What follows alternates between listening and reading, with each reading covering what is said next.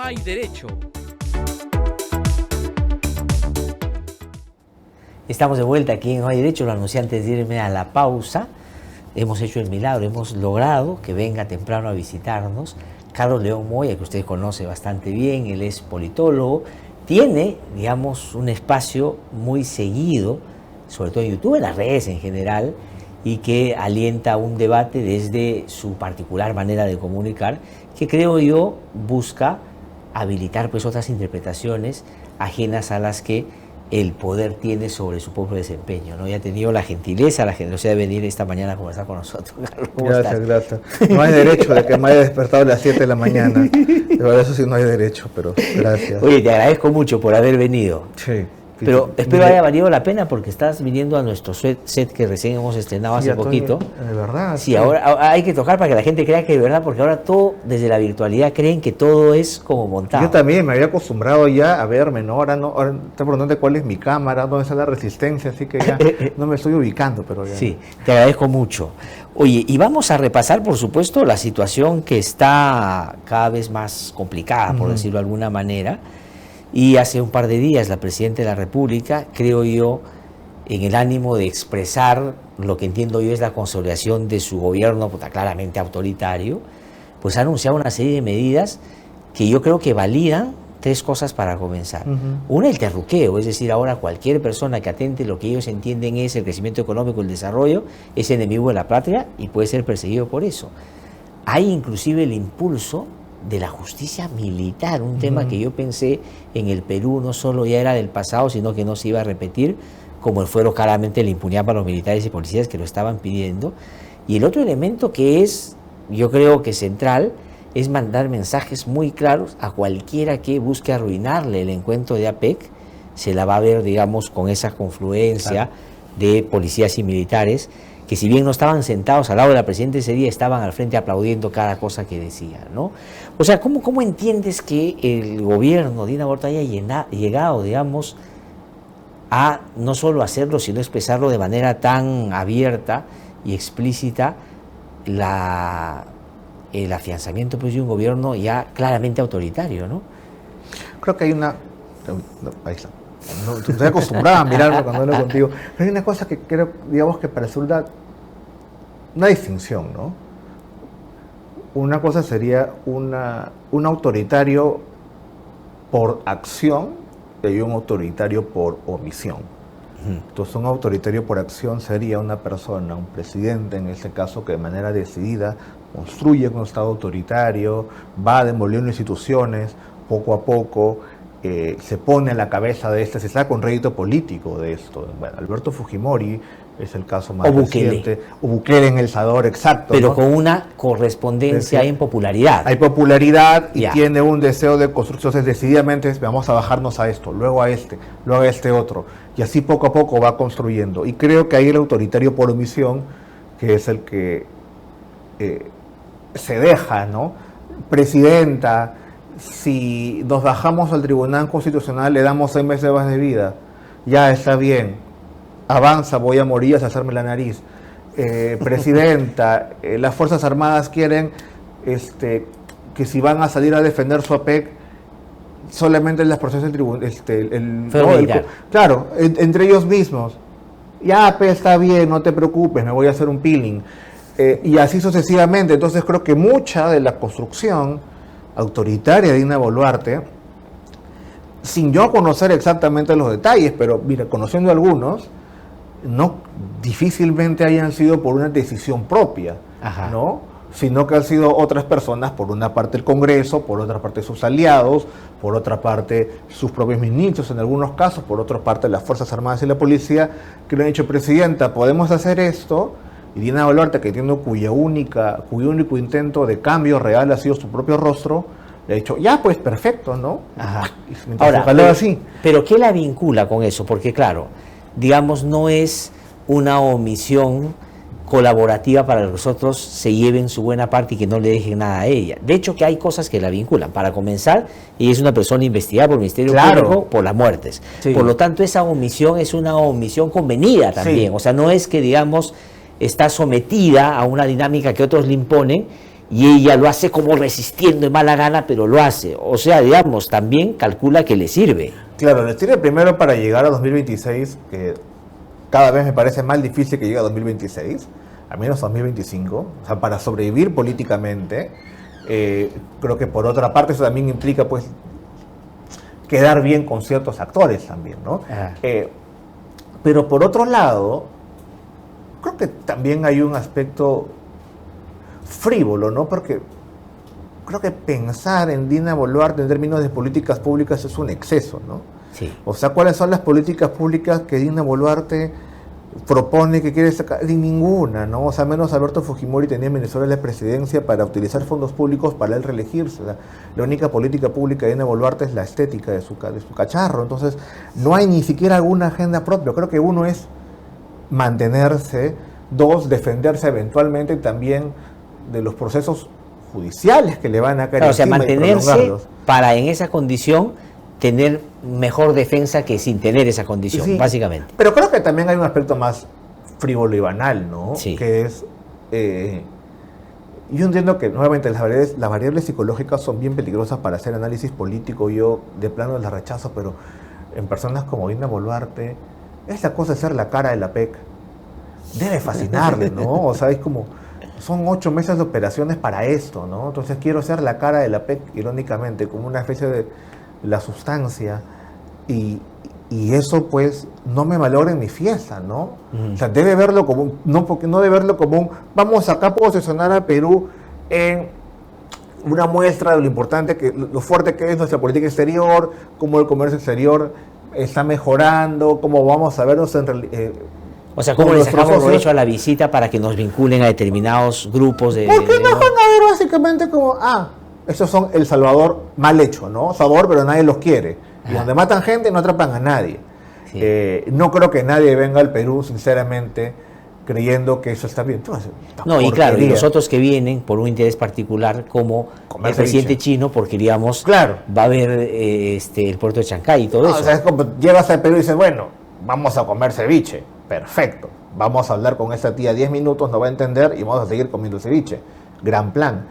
Pero creo que lo que le anima más es esa cosa más sencilla de, ¿no?, sonreír así en la foto, como ya he hecho antes. Ajá. Es decir, la política exterior de Dina Boluarte ha sido tomarse fotos con presidentes en la calle. Sí. O sea, el antecedente a un evento que quiso pasar como importante fue los selfies que trataba de pasar por reuniones bilaterales. Exacto, o sea... O la paseadita de Biden, que no debe haber ni siquiera sabido que era la presidenta de Perú, que la ayudó a subir las escaleras. Claro, pero digamos, le estaba más llevando pues su bolsita.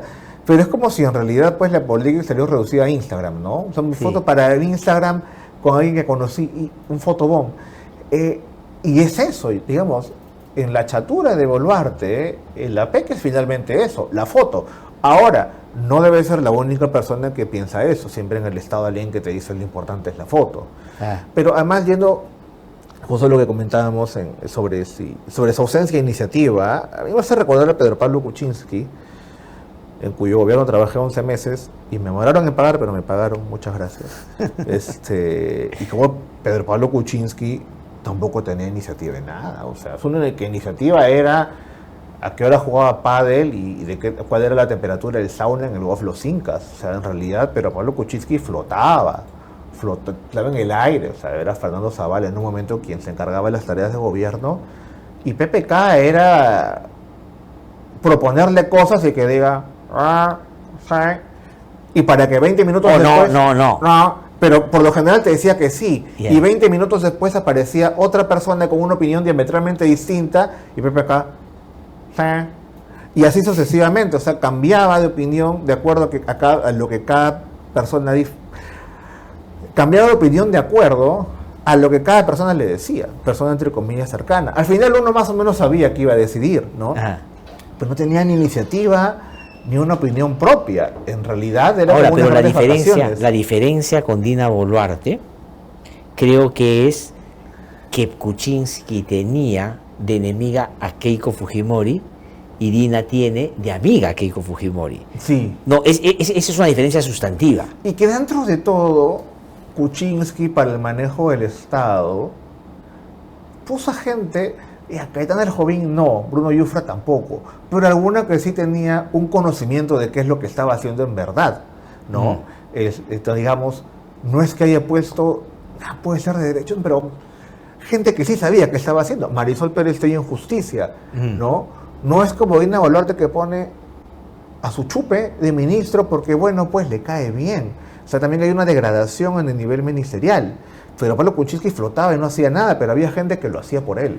Ahora, pero entonces, ya eso con Kuczynski, pero Dina Boluarte era vicepresidenta de Castillo. Sí. Y a Castillo se le, desde temprano, acusaba de incapaz, incompetente de nombrar gente inadecuada para manejar los ministerios, pero además se le acusaba a Castillo de no tener márgenes de acción o ideas de cómo mejorar las cosas, inclusive para el sector del que él venía, ¿no es cierto?, en términos de la educación rural y todo. Dina Boluarte era su vicepresidenta, y una de las cosas que dijo al inicio, cuando conforma su gabinete después de asumir la presidencia, es que lo que iba a hacer es superar a todo en Castillo, y eso casi lo presentó como un encuentro que ganas por walkover, es decir, cualquiera podía superar a Castillo, nombrando gente mejor y teniendo mayores ideas. Esa era, digamos, la idea, pero si tú miras en términos objetivos, los indicadores con los que medían a Castillo y los aplicas a Dina Boluarte, dime en qué ha mejorado significativamente la gestión y el manejo de las cosas. No hay nada, pero es que también, claro, Dina Boluarte es básicamente Nicolasa, ¿no? Entonces es un títere que está en Palacio. Entonces, si la única, digamos, la única institución que realmente puede ponerla en jaque y hacerle cambiar de rumbo es el Congreso, pero el Congreso es, ¿por qué voy a atacar a Nicolasa? O sea, Nicolasa está ahí hablando, ¿no?, con Tony Zapata, déjala allí, nosotros seguimos haciendo lo nuestro. Claro. Porque por un lado también es cierto que de un tiempo a esta parte la reacción de los políticos hacia los destapes de la prensa se ha vuelto nula. Antes pasaba oye, mira lo que dijo tal periódico, la gente se espantaba. Yo te digo, para poner un ejemplo, digamos que quienes nos siguen van a identificar muy claramente. Imagínate que a Castillo lo vieron en Mykonos y que se, digamos, intuye, se cree o se piensa que le ayudó a escapar a Cerrón en el cofre. ¿Cuál hubiera sido la reacción de los políticos y de la prensa frente a ese evento en particular, que es uno que está ahora vivito y coleando, digamos? Claro, y le hubieran hecho caminar calato, ¿no?, por todo el Girón Junín hasta el Congreso. Lo hubieran vacado, ¿no? Claro. Ya estaría vacado. Sí, Perú Libre seguramente no hubiese como resistido, pero claro, hubiese estado un proceso de vacancia con razón, además. Sí, además con razón, por eso. Claro. Sí. Pero acá es, no, deja a Nicolasa, está Joana Cerrón, pero sí, pero si es nuestro aliado, pues déjalo ahí, y que también es eso, finalmente, es una gran ya alianza. es uno de los nuestros. Al final, en lo sustantivo, siempre está a nuestro lado. Claro, es como la vecindad del Chavo, pero doña Florinda se envistó con don Ramón. Entonces déjalos ahí nomás. Bueno, caso de Perú Libre, ¿no? Perú Libre finalmente se adaptó a lo que era ese Congreso para mantener su cuota de poder y ir cambiando cosas con la connivencia de otros grupos que de otro modo se lo hubiesen bloqueado. Sí. ¿Quieres universidades públicas? ¿Qué me importa? Haz universidad pública en el Frontón si quieres. Y Valdemar Cerrón hace su universidad pública del Frontón, Alan García, 86.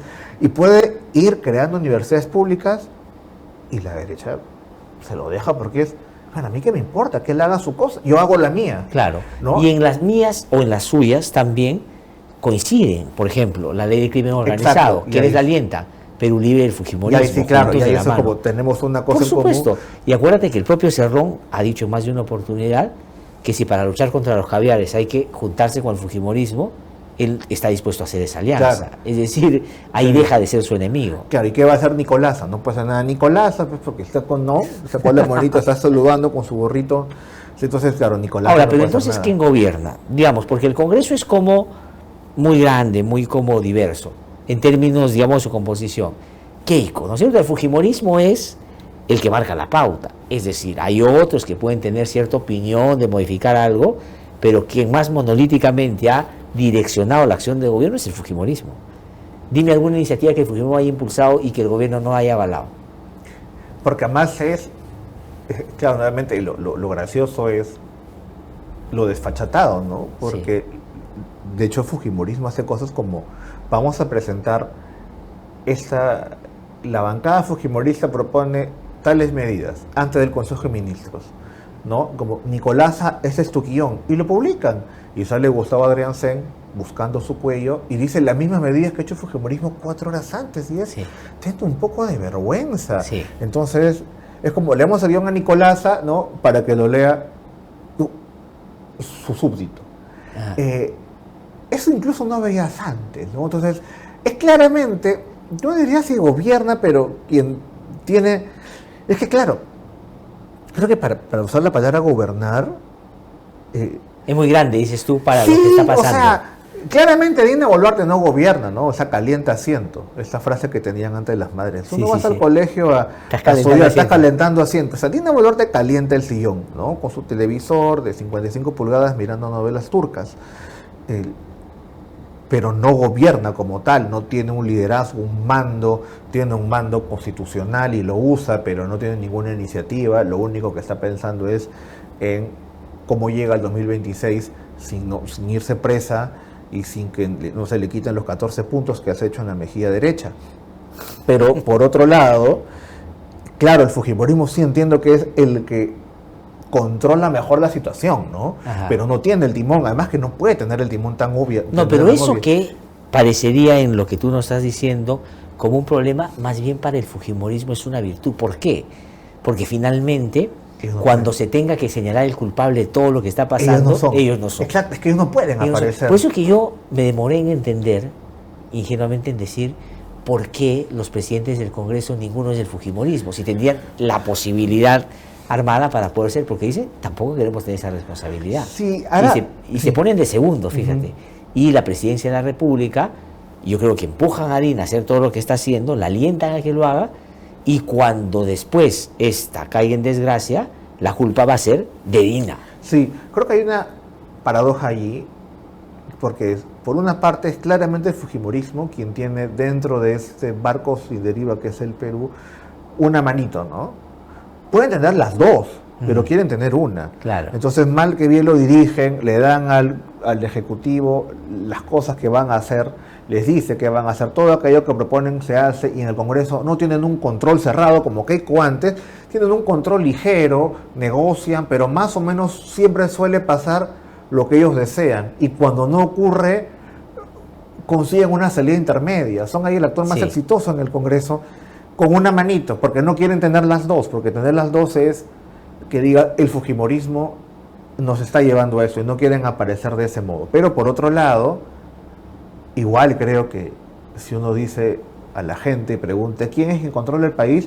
La respuesta va a ser Keiko. Sí. ¿Quién es qué es el Congreso? Fujimorista. Sí. Pero el presidente no es fujimorista. Bueno, pues se comporta como tal. Pero ese es el argumento, digamos, por llamarlo de alguna manera, de los que defienden a Keiko Fujimori. Dicen, si Fujimori nunca ha gobernado, claro, los que han gobernado más bien, digamos, la achacan de ideología y dicen, han sido de izquierda en los últimos tiempos y son unos fracasados, y quieren achacarle todo a Keiko cuando ella nunca ha sido gobierno. Keiko gobierna, por lo menos de manera abierta y explícita, del 16 en adelante, con los 73 en el Congreso, con lo que le hizo a Kuczynski, salvo el episodio ese con Vizcarra que no pudieron, que Vizcarra, digamos, vivamente pudo, digamos, doblegarlos por lo menos un tiempo y después otra vez retomar. Pero es que además lo hizo desde el Congreso, que es la institución, en este momento ya 2016, más desprestigiada. Está incluso con un desprestigio, incluso más bajo que Dina Boluarte, lo cual ya es un gran mérito, ¿no? Pero ese desprestigio, digamos, va en el sentido contrario al nivel del poder que tiene. Sí. Y es un poder que ellos mismos se han ido como dando. Y que no les hace frente, pero desde 2016 hasta ahora, mal que bien, a pesar de que no sea tan certero, tú puedes ver una equivalencia Congreso fujimorista, fácilmente. Es decir, el Congreso, es que esa es la chagra del fujimorismo. Y uno dice eso, y fácilmente es un mensaje que prende, o se entiende, o es, entre comillas, para la gente, lo puede asumir con mucha facilidad. Entonces, ¿a qué voy? Es, a pesar de que de manera deliberada intentan no tener el control entero para no aparecer como que ellos son los que controlan el Congreso, igual queda la idea que es fujimorismo que lo controla, pero no está, pero mira el señor, no sé, Muñante, pero parece fujimorista. Y el señor es el almirante de Tina Montoya. Te parece fujimorista, o sea, hasta firmó el acta de sujeción. Entonces, sí, hasta lo que no son fujimoristas dicen, pero bien podría ser fujimorista, o sea, ya no los distingo. O sea, Cabero podría ser fujimorista, claro, perfectamente. Entonces, nuevamente, puede no ser preciso en términos, no puede no ser preciso, pero creo que en términos de percepción, tú fácilmente le puedes achacar con que es un fujimorista. Ahora, entonces, y eso pega. ¿De qué le va a servir al fujimorismo deshacerse el 25 de Dina Boluarte? Si independientemente a que la saquen, la gente le va a atribuir todo lo malo que ha pasado en los últimos tiempos porque han controlado el Ejecutivo y el Congreso. Yo creo que a ellos de nada. O sea, deben tener una esperanza bien grande para creer que Keiko va a ganar algo. ¿Tú crees que no va a ganar? No, claro que no creo. O sea, digamos. Es que no es más allá de que no desee. O sea, no creo realmente que pueda. O sea, puede intentarlo y lo va a intentar hasta que se muera, ¿no? O sea, cuando tenga 102 años va a seguir postulando, ¿no? Y es como un androide, ¿no? Así, desde la atmósfera. Pero yo no creo que pueda hacerlo, lo cual no quiere decir que el fujimorismo no tenga seguramente una representación parlamentaria, sí, pero no veo capaz que gane algo. O sea, me parece mucho más probable que no sé, que López Aliaga gane, ¿no? Con 3 botellas de ron encima, que Keiko Fujimori. No lo veo posible. Y además otro tema es que la derecha finalmente dentro de todo no tendrá candidatos muy simpáticos ni muy inteligentes, pero tiene más que Keiko ya, sí, ¿no? Sí, entonces sí, alguien de derecha como, a Keiko yo le puedo ganar, pero si ya casi le gano el 2021. Sí, claro, o sea, digamos, si hay en ese sector que escoger a alguien, naturalmente no van a escoger a Keiko, o sea, claro, digamos, van a tratar de buscar por otro lado. No es la Keiko 2016 que tenía 40%. Sí. ¿No? La Keiko 2021 tenía 10. Sí. 10 y nunca subió de 10. Y fueron y postularon de Soto, López Aliaga y dijeron, a ver pues, y casi llegan a segunda vuelta. Sí. Y en esa Keiko 2026, toda herida, ¿no? Chamuscada. Obviamente dices, no, yo también puedo intentar. O sea, inclusive en su intento puede no llegar a la segunda vuelta. Y claro, digamos, ahí sí desaparecer en la práctica, porque el poder que ellos han ido construyendo ha sido centralmente pensando en que van a perder. Por eso es que le han dado más peso al Congreso. ¿Por qué Keiko y el Fujimorismo apuesta a darle todo el poder al Congreso? Porque ha llegado, creo yo, a la conclusión que no van a ganar las elecciones. Y en todo caso, y además se fue cerrando también la cancha, ¿no? Sí. Ya que no postule Vizcarra, ya que no postule Antauro, que Salvador Solar haga Betty la Fea número 3, entonces y acá más o menos si alguien gana alguien de mi vecindad del Chavo y que más o menos la cosa se queda entre nosotros. Sí. Ahora, pero ¿hasta cuándo va a aguantar la gente? El factor ciudadanos movilizados, protestas anunciadas para PEC, puede ser, digamos, un elemento determinante para que las cosas se muevan en un sentido distinto, ¿o crees que no? O sea, va a ser más por que se pelean entre ellos y ya no les conviene estar tan juntos, que esto se va a ir desarmando, y no tanto por el impulso de la gente movilizada que los lleva, digamos, a deshacer eso que han unido en estos años. Escucha, no sé lo de digamos, yo no sé cuánto realmente funcionan las movilizaciones durante la PEC. Me gustaría que sí, pero no lo sé. Eso no quiere, digamos, las movilizaciones de octubre fueron muy exitosas, pero claro, se perdió cierto momentum cuando las pasaste para dentro de 3 semanas. Quizás se logre de vuelta. El paro de la primera semana de octubre fue súper exitoso, yo tampoco esperaba que fuese tanto, entonces puede ser que así ocurra, pero creo que independientemente de eso, da la impresión, ¿no?, de que 2025 ese pacto que hay Congreso Ejecutivo se rompe, pero se rompe por la sencilla razón de que en 2026 tú tienes que, ¿no?, ir lo mejor preparado. Claro. Y eso implica, pues, bajarle de la alfombra de Dina Boluarte. Claro, o sea, parecer lo más distante posible de la causante de todas las desgracias que la gente les atribuye a dos, pero van a decir que centralmente es que es ella, porque es de izquierda. Claro, ese va a ser el argumento. Claro. Inclusive le dieron la posibilidad apoyándola al comienzo, pero los izquierdistas son irremediables. Ahí está claro. Claro, esa gente no tiene ninguna... Sí, no diría seguro, pero me parece muy probable, ¿no?, que terminen sacando. Ahora, me parece que, por ejemplo, el tema de la justicia militar, también ese ya no es tan por omisión de la presidenta, sino pensando en su propio caso. Porque si eso se implementara, hoy ya conversaba con unos abogados que llevan el caso de las protestas y lo que me decían es que el estadio en el que están varios casos es de investigaciones preparatorias. O sea que esto va a seguir avanzando y puede que ya llegue al ámbito del Poder Judicial. Si esto se hace antes de que eso suceda, pueden los militares pedir, o los policías, que se lleve el caso al fuero militar y policial. Claro. Y es verdad que sería la Corte Suprema la que dirima la competencia, es decir, si va al fuero militar o se queda en el fuero civil, pero hemos tenido al presidente del Poder Judicial sentado con la presidenta ayer haciendo esos anuncios, abdicando de su responsabilidad. O sea, el presidente del Poder Judicial, del lado de la presidenta, que dice: a estos señores del Poder Judicial le vamos a quitar los casos de los policías y los militares. Y el presidente del Poder Judicial aplaudiendo una barbaridad que debió haber significado que él se pare la mesa y se vaya. ¿Cómo va a permitir que le quiten al Poder Judicial los casos que tienen que ver con su fuero? Pero el Ministerio Público se ha quedado también, claro, y hay varios otros en... Porque por una parte, si eso hubiese ocurrido con Alan García, uno hubiese sospechado, con mucha razón, que Alan García hubiese buscado antes una salida de ese tipo y lo hubiese trabajado antes de presentarla, ¿no? Tú dirías, no, la trabaja con una, dos, tres personas, va avanzando y luego va y lo presenta. Tiene una iniciativa, evidentemente no la arma toda él, pero el presidente que te pide cosas, el ministro que te pide cosas, oye, quiero hacer tal cosa, a ver si le encuentras la manera. En Dina Boluarte yo no vería eso, ¿no?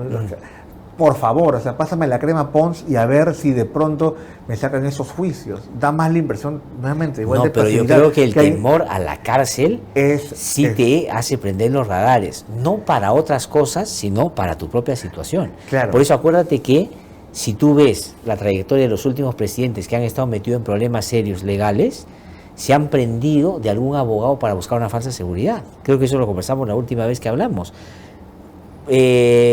Ollanta, ¿a quién se pegó? ¿A quién hizo vicepresidente? A su abogado Chejade. Ponte a Castillo, ¿por qué se pegó tanto a Aníbal Torres? Que 3 veces le renunció y 3 veces le pidió que regresara. Sí.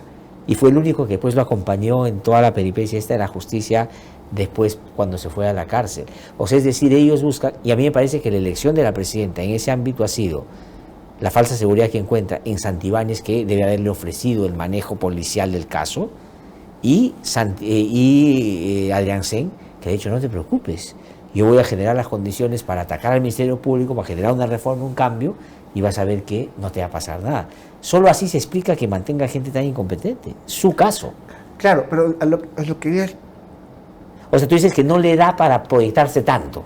No, yo creo que sí. Lo que voy es que, por ejemplo, en este caso de las Fuerzas Armadas, no creo que haya sido una demanda de ella pensando incluso en eso, sino que, digamos, tienes el abogado que te dice: presidenta, las Fuerzas Armadas piden eso y nos beneficia porque también en sus casos lo puede beneficiar a usted. Claro. No, puede haber sido así. Puede haber sido así. Claro, no tiene ni siquiera esa malicia que tendrían otras personas. Claro, o sea, no es que ella ha diseñado, sino que le ha venido, claro. Le han dicho: me beneficia, sí.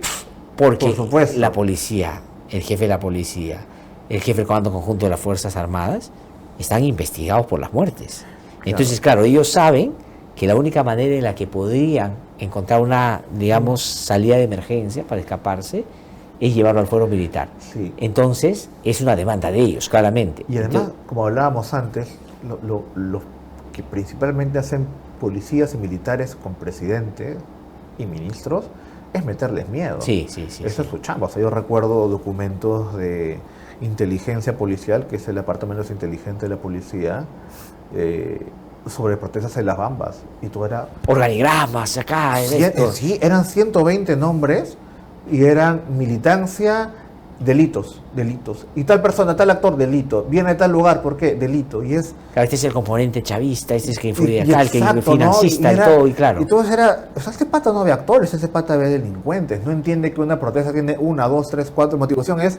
Ese pata es un delincuente y ese es el delito y por eso tenemos que hacer esta emergencia y procesarlos de este modo. Y era un documento que llegó a Palacio de Gobierno. Era como, míralo, esto es una basura.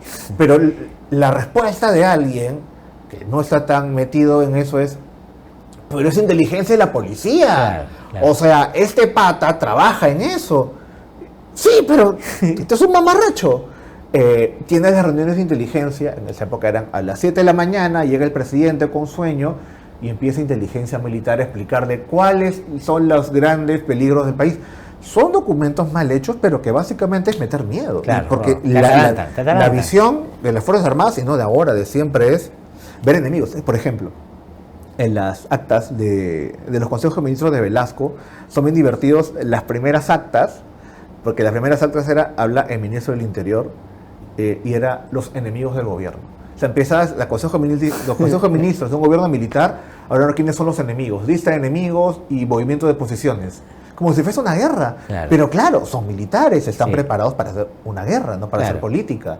Lo mismo acá, presidenta, eso va a hacer la PEC, estas son las personas que van a hacer esto, entonces nosotros recomendamos tal cosa, ejecútese, infórmese, comuníquese. Sí. Y tienes como, pucha, mi novela empieza en 5 minutos, o sea, normal.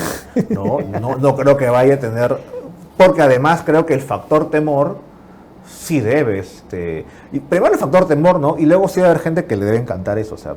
No, yo creo que en el caso de ella sí combina esa frivolidad, no sé, ese goce de cómo el poder te va a adormecer, o sea, el poder te da cosas que para ella eran inimaginables. Creo que eso es mucho.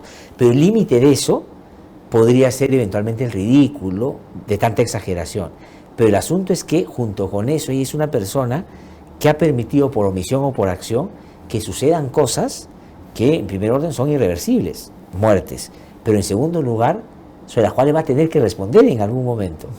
Y ni las cirugías, ni los alardes, ni los vitoreos de ahora le van a aguantar cuando se enfrente a la justicia. Porque además lo que hoy día la alientan a ser presidenta, la van a abandonar el momento que ella esté en ese trajín. Entonces, creo que ella ya ha sobrepasado el límite de lo frívolo y se ha convertido en una persona que el poder le es necesario básicamente para evitar que la justicia llegue más temprano de lo que ella piensa. Me da la impresión. Es la huida hacia adelante, ¿no? Sí. Es la huida hacia adelante, digamos. Tuvo un momento en el cual ella pudo haber ido para atrás, entiendo, después de las primeras muertes y renunciar, y lo pensó, ¿no? Sí. Y lloró un par de veces. O también contigo lloró, ¿no? Sí. No, conmigo lloró. Sí. Cuando le hablé de Inti y Brian, me dijo, claro, he hablado con los padres de Inti y Brian y me dijeron, yo tengo a mi Quilla, tengo a mi, ¿no? Y ahora han matado a mi Inti. Se puso a llorar. Sí. Se puso a llorar. Claro, entonces, de hecho esa Dina también lloró, entiendo, cuando a mí me contó la ex defensora del pueblo, la doctora Rebollar, que ella estaba en el acuerdo nacional en el momento que las primeras muertes se dieron. Y le avisaron, entonces se metió a Palacio, a su despacho, se puso a tirar todo y a llorar. Dice que empezó a llorar. Y que estuvo afectadísima. Sí.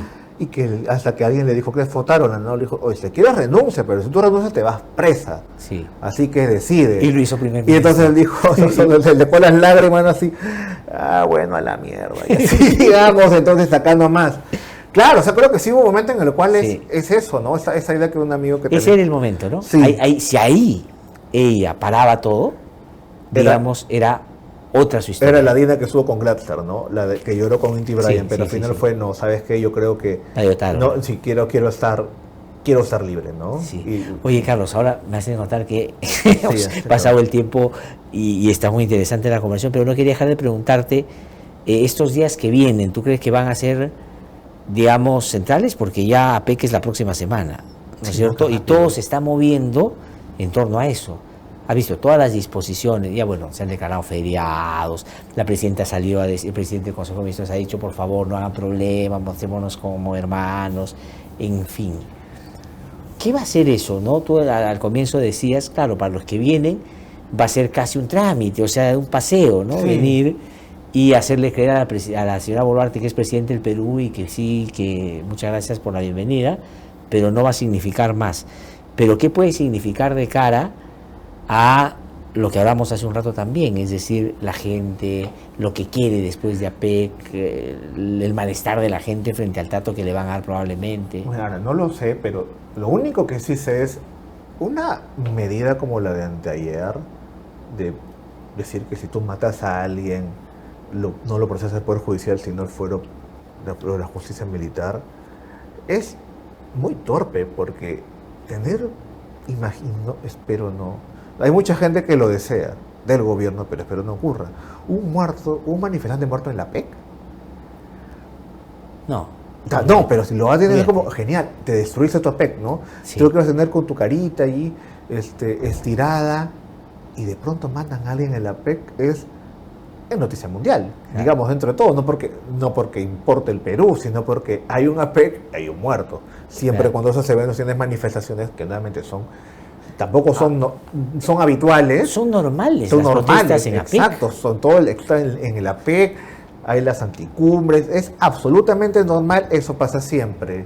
Entonces, promover esa torpeza en unas policías y en unas Fuerzas Armadas, las Fuerzas Armadas no están hechas en absoluto para controlar el orden interno. Y la policía está diseñada, pero lo hace tan mal que perfectamente puede matar como ya lo ha hecho antes. Será una torpeza mayúscula para el gobierno. Entonces, no sé cómo van a hacer con eso, ¿no? Porque por una parte es, no salgan porque le damos con el garrote. Y es ya, pero si das con el garrote, quien pierde horrible eres tú, porque justo es en el APEC. No es como en otros eventos que... Claro, no es reprimir Tía María. En diciembre del 2022, no. Claro. No es el APEC. Claro, no es reprimir una protesta, digamos, es reprimir en el marco de la APEC. En el marco de la APEC, ¿no? Sí. Que te topas a alguien y ¡ay, qué es esta sangre! Sí. Es una torpeza gigante, pero da la impresión, entonces no sé cuánto de eso es solamente... Una parte puede ser retórica, claro, pero es asustar, a la vez envalentona. Sí. Hay gente que vendrá a la policía seguramente, sí, pero el presidente ha dicho, no metes a nadie, pero el presidente ha dicho que podemos disparar. Y eso le puede jugar en contra. Sí, pues. Sí. No, y ojalá no pase como tú habías dicho. Oye, Carlos, te agradezco mucho por haber venido. Ha sido un gusto tenerte. Gracias. Vamos a repetir la conversación. Sí, lamento la hora nomás. Muchísimas gracias. Ha sido Carlos Lemuña con nosotros.